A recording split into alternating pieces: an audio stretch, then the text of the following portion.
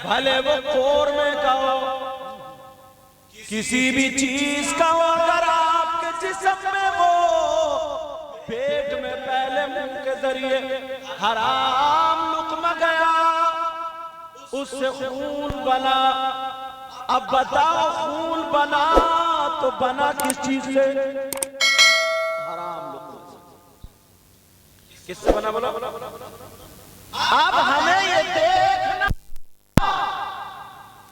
कि ऐसा तो नहीं है यार, हमारे जिस्म में जो खून बन रहा है, जो ताकत आ रही है, जो एनर्जी आ रही है, वो हराम लुक़्मे के जरिए आ रही है। कहीं ऐसा तो नहीं है? अब बुजुर्गों की तरफ हजरत अली मौला कायनात रज़ी अल्लाह ताला अन्हु को पूरी दुनिया मानती और मानना भी चाहिए। बोलो मानती है नहीं मानती? हजरत अली से प्यार करते हो नहीं करते? कुछ लोग खाली हजरत अली के नाम पे कूदते, कुछ लोगों को पता ही नहीं है हजरत अली की जिंदगी और उनका मिशन क्या था। खाली कूदते खाली। अब कुरान शरीफ उठाओ, दूसरा सिपारा निकालो, आयत ये है वयसअलूनका अनिल खम्रि वल मैसिर कुल फीहिमा इस्मुन कबीर। इस आयत के शान नुज़ूल में हजरत अली का छोटा सा वाक़या। हजरत अली फरमाते हैं अगर कहीं तालाब हो, क्या हो बोलो प्यारे? तालाब हो और उस तालाब में शराब डाल दी जाए, शराब के चंद कतरे डाल दिए जाए। क्या डाल दिया बोलो? और शराब है क्या? हलाल है या हराम है? ये तो सभी जानते हैं। शराब डाल दी जाए चाय में, तालाब में, पानी में। ये कौन कह रहा है? हजरत अली। और फरमाते हैं वो तालाब का पानी खुशक हो जाए, जमीन ने पी लिया उस पानी को जिसमें शराब मिली हुई थी, और वो बहुत ज्यादा नहीं, थोड़ी सी। वो जमीन चमक रही है, कुछ दिनों के बाद उस जमीन पे घास जमाए। क्या हुआ है बोलो? हाँ, रास्ता छोड़ो बेटा, रास्ता।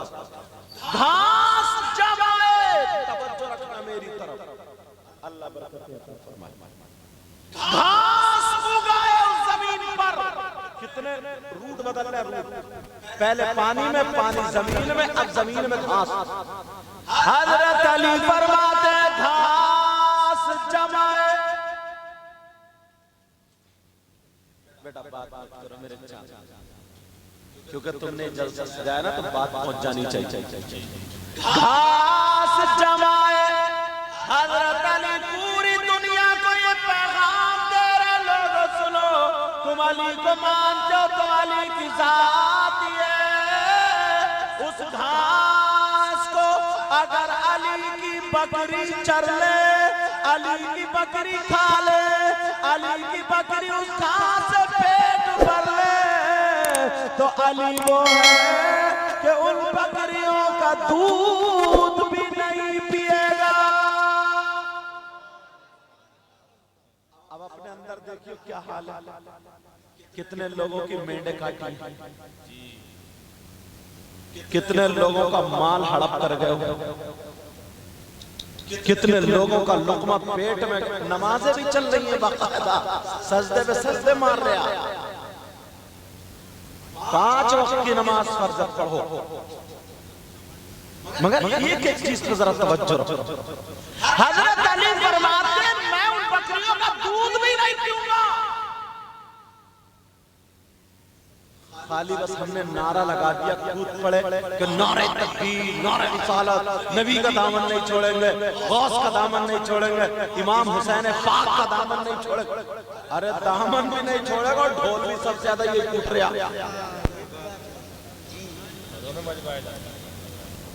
जरा सोचने की बात, करबला में कौन थे? तवज्जो रखो। मैंने कहा ना ये सबक चलेगा थोड़ा। अच्छा समझ में आ रही बात? जोश में और होश में हो। करबला में 2 पार्टियां थी, एक होल वाली और एक नमाज वाली। ये तो पार्टी थी। क्या यजीदी कलमा नहीं पढ़ते? बोलो। मगर वो शराबे पीते थे, वो ढोल बजाते थे, वो नाजायज औरतों को घर में रखते थे, वो नबी की शरीयत के खिलाफ कदम उठाते थे, वो अल्लाह को नाराज करते थे। और दूसरी तरफ वो थे जिनके बारे में हुक्म हुआ अगर नमाज पढ़ोगे तो उन पे अगर दुरूद नहीं पढ़ोगे तो तुम्हारी नमाजें भी मुकम्मल नहीं होंगी। अल्लाहुम्मा सल्ली अला मुहम्मद व अला आले मुहम्मद। दूसरी तरफ आले मोहम्मद से सैयदजादे थे, नबी का चमन था, अहले बैत थे। बात कितनी सी थी, लोगों ने कितनी बना दी, बात कितनी सी थी, तवज्जो रखना। यजीद चला सियासत, उसने सोचा अगर हुसैन ने मुझसे बैत कर ली, हुसैन का हाथ आ गया, फिर तो पूरी यही अपने हाथ में कि जब नबी का नवासा ने हाथ में हाथ दे दिया तो तुम्हें क्या एतराज है। मगर हुसैन ने अपने बच्चे तो दे दिए, यजीद के हाथ में हाथ नहीं दिया। क्यों? इसलिए यजीद ढोल वाला था, इसलिए यजीद शराबी था, इसलिए यजीद जुआरी था, इसलिए यजीद तेरी मेरी बहन बेटियों के साथ गलत हरकत करता था, इसलिए यजीद नमाज छोड़ता था, इसलिए यजीद दीन का दुश्मन था। तो हुसैन पाक ने दुनिया वालों को दिखा दिया। जो लोग ना नमाज का, ना रोजे का, ना काई का, बस मुहर्रम का महीना दिखा, बात आ गई है तो कह देता हूं। और हरी यहाँ पे पट्टी बांधी और बस ढोल पे टटिया, ऐसा लगता है जैसे सबसे बड़ा हुसैन यही है और सबसे ज्यादा पिटाई कब्र किसी में हुई, इसी की कब्र। अरे मालूम है कि क्यों? अब देखो क्यों का जवाब मैं दूंगा ताकि हमारी बात साफ हो जाए। दो चीजें हो सकती हैं ढोल बजाने के लिए, या तो ये सवाब का काम हम समझ रहे, या फिर किसी बुजुर्ग ने बजाया, यही तो होगा, या फिर ये शरीयत में जायज हो। दो ही चीजें तो होंगी। और बाप की चीजों का मालिक कौन होता? बेटे, औलाद। यार इमाम हुसैन पाक शहीद हुए, चलो ठीक है, उनके बाद उनके बेटे थे इमाम ज़ैनुल आबिदीन, उनके बाद उनके बेटे थे इमाम मोहम्मद बाक़िर, उनके बाद उनके बेटे थे इमाम जाफर सादिक, उनके बाद उनके बेटे थे इमाम मूसा काज़िम, उनके बाद उनके बेटे अब तक जितने सैयद है यही तो है। कोई माई का लाल पूरी दुनिया की तारीख पढ़ के मुझे बता देगा कि इमाम हुसैन को जब 1 साल हो गया शहीद हुए तो दूसरे साल में यजीद, दूसरे साल में इमाम ज़ैनुल आबिदीन ने ढोल बजाया हो? कोई बता देगा कि तीसरे साल में बजाया हो, चौथे साल में, 5वें 6ठी बरसी में ढोल बजाया हो? है हिम्मत? कोई माई का लाल ये बता देगा उनके बाद इमाम मोहम्मद बाक़िर ने बजाया हो, उनके बाद इमाम जाफर सादिक ने बजाया हो, उनकी औलाद ने बजाया नहीं, तुम लफंगे इतने आगे निकल गए। जरा सोचने की बात है यार। अरे यार अगर ये सवाब होता ढोल बजाना तो इमाम हुसैन पाक तो कोई ना कोई अपनी अम्मा के 40वें में, 10वें में, 20वें में बरसी में कोई ना कोई मौलाना, कोई ना कोई आलिम, कोई ना कोई पीर बजाता। और जो ये ढोल बजा रहा है इनसे कहना जब तीजे में कुरान खानी मत कराओ, ढोल बजाओ, ये भी नहीं बजाएंगे। ये जो इमाम हुसैन पाक की शहादत के मौके पे ढोल बजा रहे हैं ये भी नहीं बजाएंगे। अपनी अम्मा के 40वें में, 20वें में, 10वें में या बजाएंगे? अगर सवाब है तो जब पीटो कब्र पर। वजह बताऊं क्या? ये भी हमारे ही हैं मगर थोड़े बैठ गए, उसकी वजह मैं बता दूं। ये यहूदियों और नसरानियों ने ये खेल खेला। बताऊं कैसे? उन्हें मालूम था यार मुसलमान वो जात है और वो भी करबला वाले 72 और पूरी दुनिया में आज उनका शोहरत। तो ऐसा करो इनको हुसैनी मिशन से हटा दो,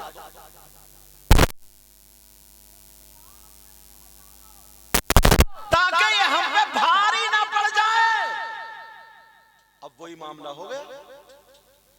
जरा सोचो दिमाग से, थोड़ी सी बात बताऊंगा, देखो हो सकता जहन में आ जाए। मेरा काम बताने का, मानना ना मानना आपका काम। करबला शरीफ मैं भी गया हूं अल्हम्दुलिल्लाह, और अल्लाह करे आप भी जाएं। करबला शरीफ वहां पर 10 मुहर्रम को क्या हुआ था बताओ?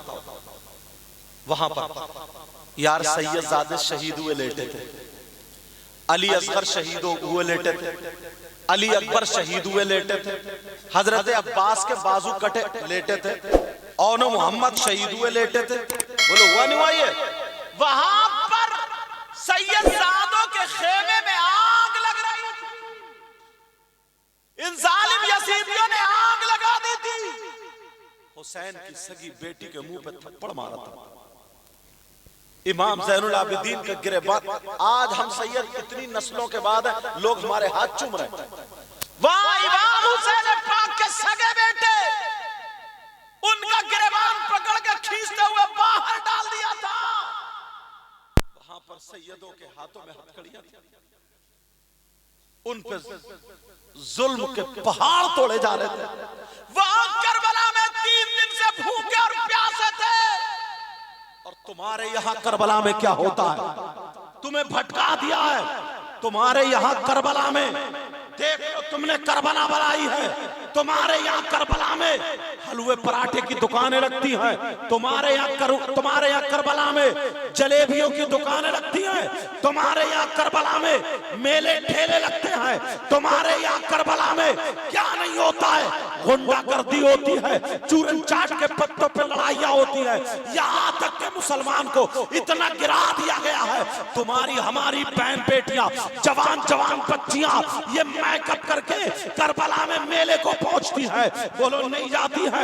मैं तुमसे पूछना चाहता हूँ, ये मेले को क्यों जा रही है? क्या इनका बाप नहीं है, इनका भाई नहीं है, इनका चचा नहीं है, इनका ताऊ नहीं है? ये मेले को जा रही है क्या खरीदने जा रही है? लड़के लड़कियां आपस में एक दूसरे के कोनी मार रहे हैं। ना जाने कितनों की मोबाइल पे सेटिंग हो जाती है। ना जाने कितने लोग, कितनी लड़कियों की इज्जतें लुट जाती है। मैं पूछना चाहता हूँ, 10 मुहर्रम को वहां करबला में दीन बचाया गया था और यहाँ तुम्हारे यहाँ इज्जतें लुटाई। सुभान अल्लाह नहीं बोलते इस वक्त? जानते हो यार, 3 रोटी खाते हो तो अकल रखते होगे ना? वहां करबला में क्या हुआ था? ये तो सोचने की बात है यार। हम हुसैन पाक का नाम का सदका खाते, इतना नाम लेते। अगर ये सब होता तो पहले तो ढोल का डंका हमारे ही हाथ में होता। जितने जाहिल हैं वही ढोल के मालिक बन बैठते होते। और एक बात बताऊं, ये तवज्जो रखना, ये नुकसान किससे हुआ था? जिन पीरों के पास इल्म नहीं है। मुझे तुम्हारे यहाँ के हालात का पता नहीं, क्या मैं हिंदुस्तान को देख के बोलता हूँ। जिन पीरों के पास इल्म नहीं है, जाहिल हैं, लफंगे हैं, गुंडे हैं। समझ रहे बात? यार गौसे पाक से बड़ा कोई पीर है? बोलो, बड़े पीर साहब से बड़ा पीर है? न पिद्दी का शोरवा संभल के दुआ कुनूद याद नहीं है, और बास लोगों को बेवकूफ बनाता फिर रहा है, और इधर से उधर दीन में डांका डाल लिया है, और लोगों को गुमराह करता फिर रहा है। शैतान तो आराम से बैठा है, शैतान के चेले काम कर रहे हैं। जरा सोचने की बात है, तवज्जो रखो।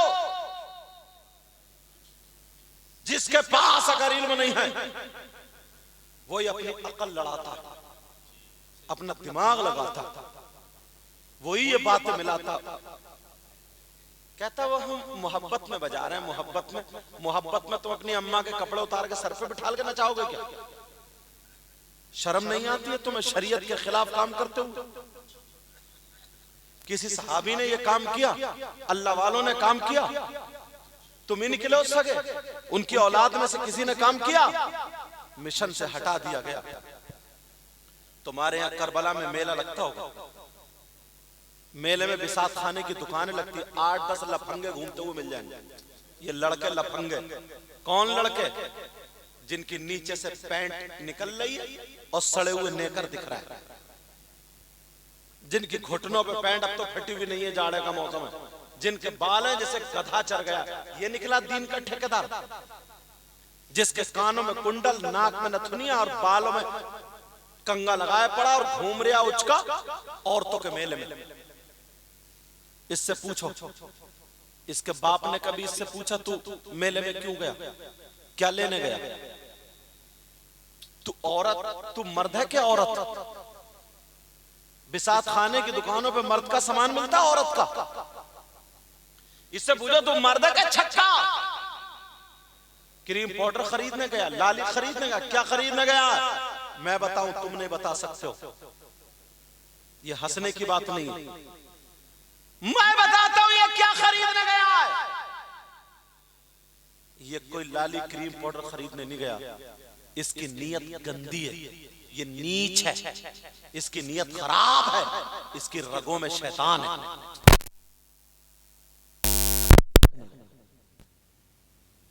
ये इसलिए गया है किसी बहन के कोनी लग जाए, किसी के धक्का लग जाए, किसी से जिस्म टकरा जाए, किसी से आंखें लड़ जाए, किसी से फोन पे बात हो जाए, किसी के नंबर मिल जाए, ये इसलिए गया है किसी से टांका जुड़ जाए।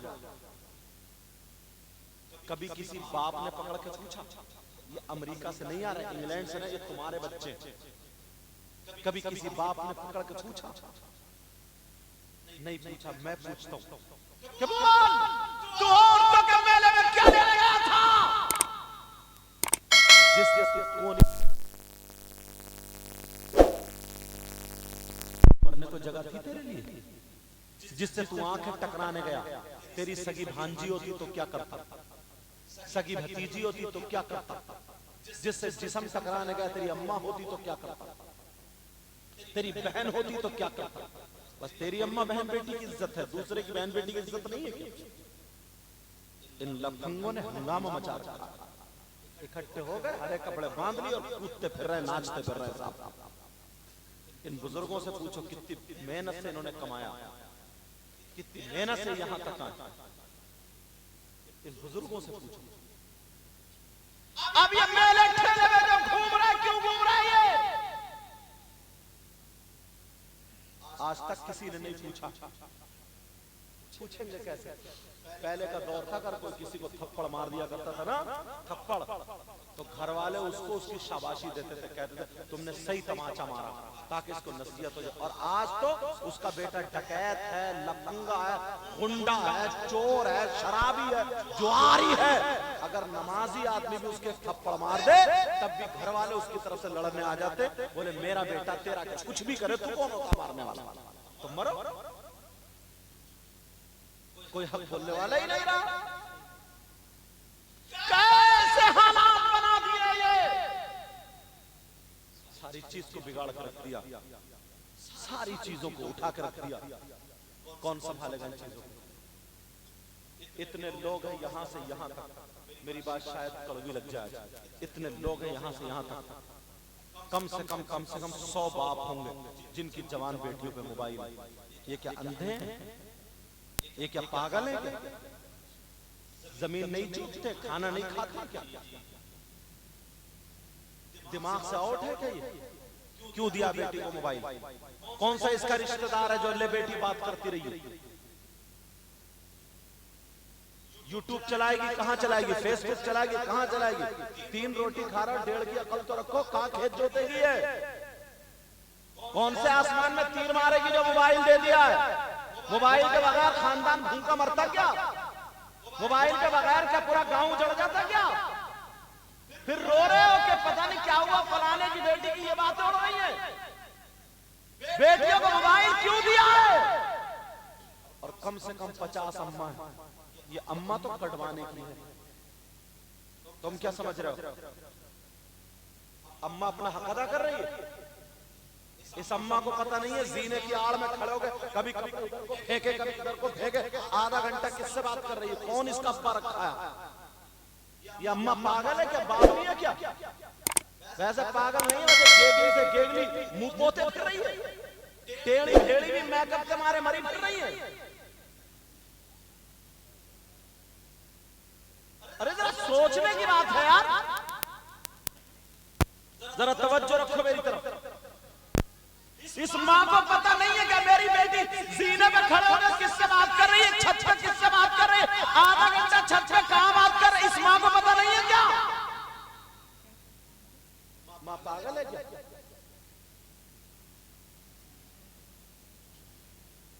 मगर सुनो, बोलती नहीं। कौन अम्मा बोलेगी? अम्मा तो खुद हिजरी, अम्मा तो खुद लफंगी है। कौन अम्मा अपनी बेटी को सुधारेगी?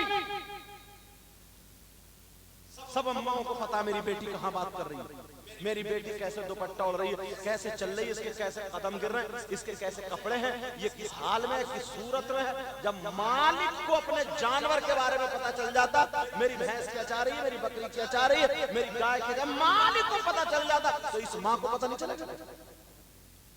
सारी चीजें पता है इस माँ को। ये माँ कटवाने की जब जब फैल जाती है सब में बातें, उड़ने लगती है मोहल्ले में, चर्चे होने लगते, फलाने की बेटी यूं तू ऐसा वैसा, ये मोबाइल पकड़ा गया, ये वीडियो पकड़ी गई, वो कॉलिंग पकड़ी गई, इतनी बातें हो रही है, वो भाग गई, यूं अब रोती फिर रही है कि कोई मियाँ मिल जाए बस मेरी बेटी को सुधार दे। मियाँ ने अपने डंडा चाहिए। ये दिन ही आने क्यों दिया? मोबाइल के बगैर कौन भागा? कौन ऐसा था जो घर में आग लगी जा रही थी? मुझे ये बताओ।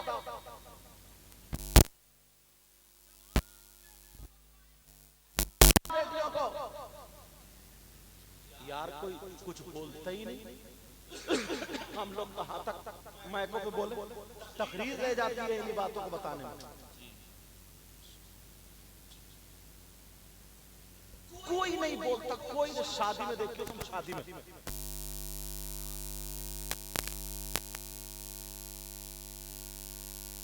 भले कपड़ों के अंदर है लेकिन जिस्म तो दिख रहा है।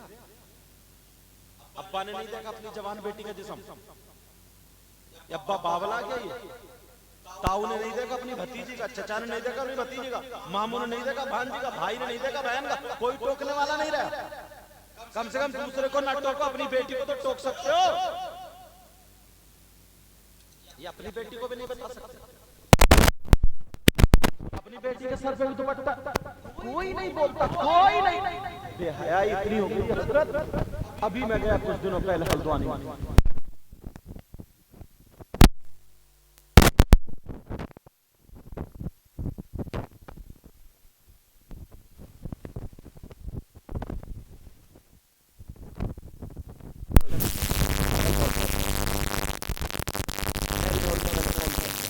जब देखा ना तो बिल्कुल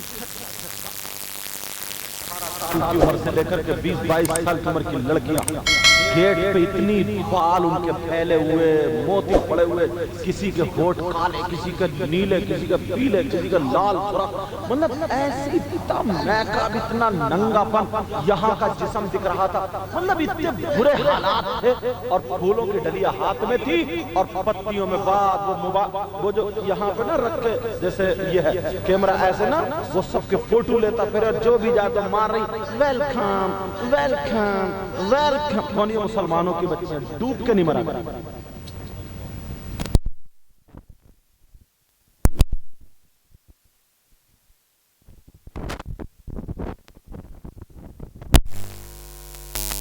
औरतें बना बना करके नचाया करते थे। अब सगी बेटियों को तुमने उतार दिया मैदान में।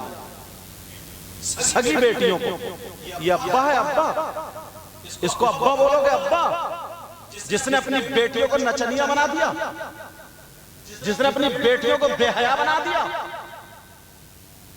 तुम अगर नहीं गए होगे, नौजवानों से पूछो कितनी शादियों में गए होंगे। एक तरफ बाकायदा तो मैरिज हॉल में बन रहा, जैसे ये बना दिया ना, ऐसी म्यूजिक हॉल बन रहा, वहां बुढ़े से बुढ़ा ना एक बुढ़िया के हाथ पकड़ के अब कह रहा कमरिया में तेरी कमरिया तो फरिश्ते मटकाएंगे देख कब्र में। बूढ़े से बूढ़ा खाया पिया उधर एक दूसरे के हाथ पकड़े जाकर डांस हो रहा हुआ, म्यूजिक बज रहा। तौबा तौबा तौबा तौबा, ला हौला वला कुव्वता इल्ला बिल्लाहिल अलीय्यिल अज़ीम। पहले दौर में ना जब लोग जाते थे ना, तो औरतें ऐसी सजा के गेट पे खड़ी कर दी जाती थी उन लोगों के लिए इस्तकबाल में। अब वो जाया करते थे यहूदी, समझे, गैर लोग। फिर उसके बाद औरतें नहीं मिली तो पीतल की औरतें, प्लास्टिक। तुमने देखा होगा मैरिज हॉल के गेट पे बिल्कुल नंगी खड़ी कर दिया। अब ये मुसलमान अपनी बेटियों को खड़ा कर रहे हैं। इससे गई गुजरी बात होगी क्या? उस भाई का नाम नहीं बता रहे हो, इस्लाह के लिए तुम्हें कह रहा हूं, वरना नाम बता तो चैनल में कैच हो जाएगा। मैंने जब बुलाया फोन करके डाटा चलाया, मैंने कहा लानत बरसेगी तुम्हारे, समझे? मैंने कहा पत्थर बरसना चाहिए इस कौम को। वो तो अल्लाह का रहम करम है जो बचे पड़े।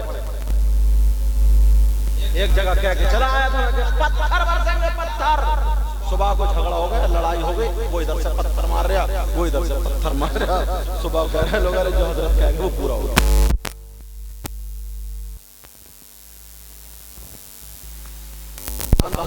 पूरा हो जाता है, समझ में आ रही बात?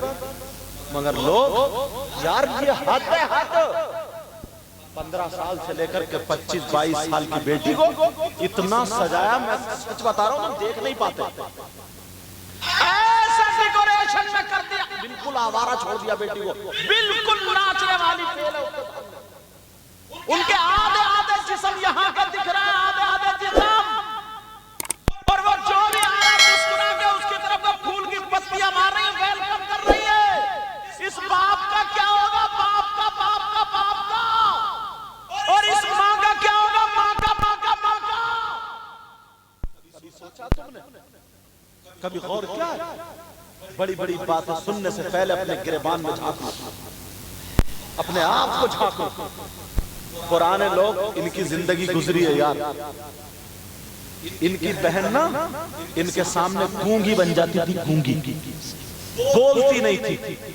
अगर धोखे से गलती से देखने भालने में अच्छा इंसान था, उसके यहाँ शादी हो गई कि वो बीबी के लायक नहीं था, मगर उसके बावजूद भी उसने पूरी जिंदगी उसी के साथ काट दी है। बच्चे नहीं हुए क्योंकि वो औरत के लायक नहीं था, मगर ना बाप को बताया ना भाई को बताया। इतनी शर्मीली होती थी, पूरी जिंदगी उसी के घर में काट दिया करती थी और अपने दामन पे दाग आने नहीं देती थी। पूछो इन बुजुर्गों से, पूछो इन बुजुर्गों से। आज अम्मा को धोखा देके भाग जाती है, अब्बा को इससे पूछो, इसे माँ की शर्म नहीं है। बाप रात के 11-11 बजे तक लड़कों से मोबाइल पे चैटिंग कर रही है। तुझे कुछ तो दूध की शर्म हया गैरत होनी चाहिए, खून की शर्म हया गैरत होनी चाहिए। तेरा अब्बा बंबई दिल्ली कहाँ कहाँ कमा रहा, इसका लाल खून काला पड़ गया। तेरी माँ ने तुझे अपना दूध पिलाया, तुझे इतना पाला, और तू कितनी आगे बढ़ गई है।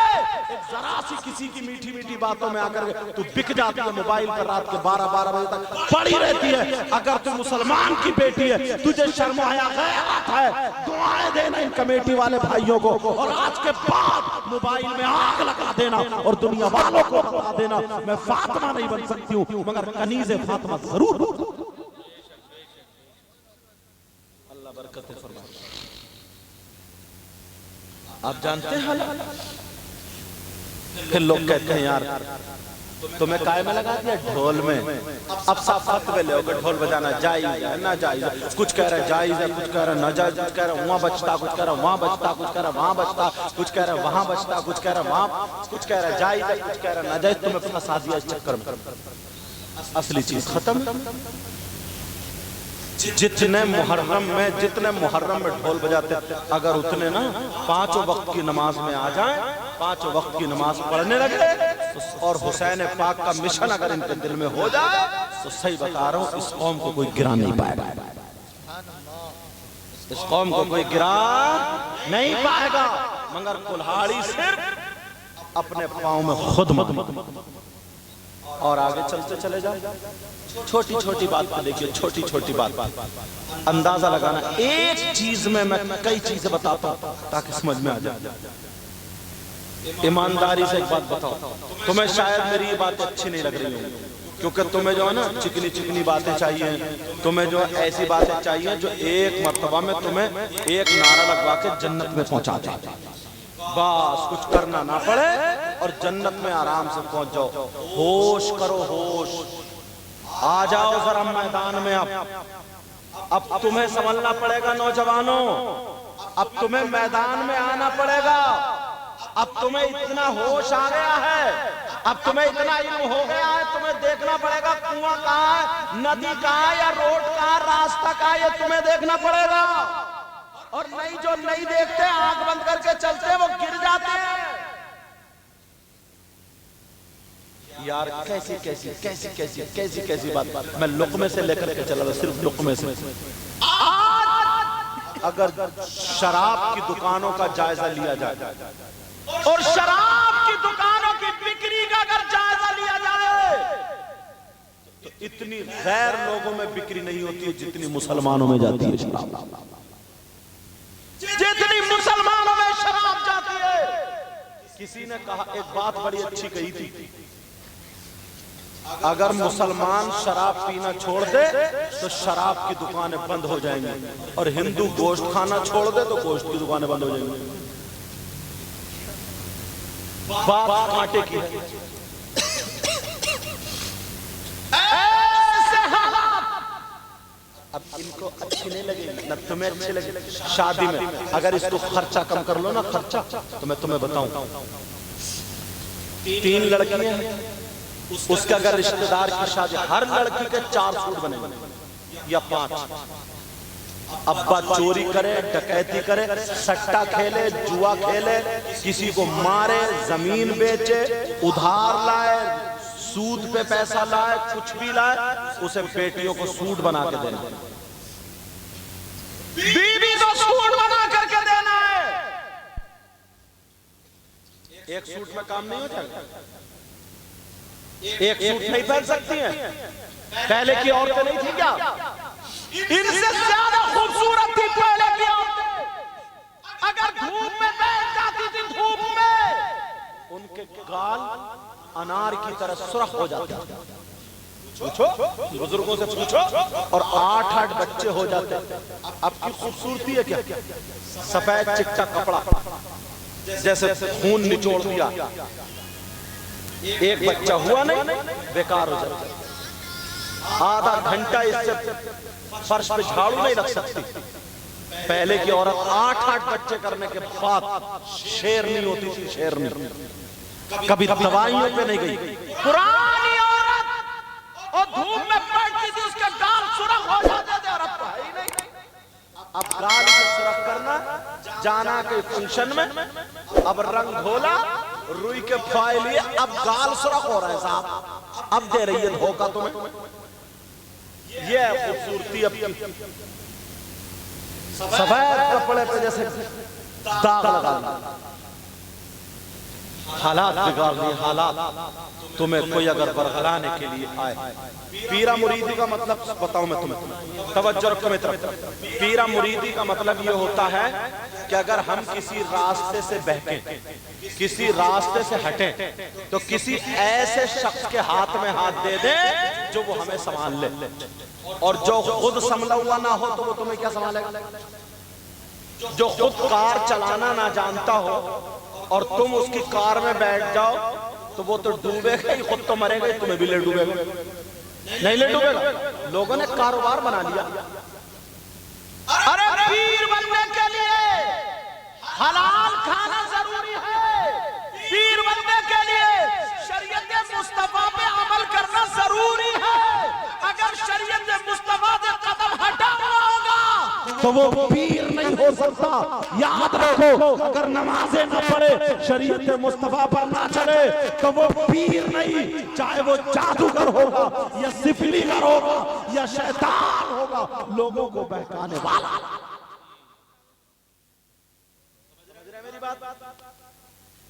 वरना अपने आप को संभालो, अपने आप को सुधारो, अपने आप को आगे बढ़ाओ, अपने आप को सीधे रास्ते पर लाओ।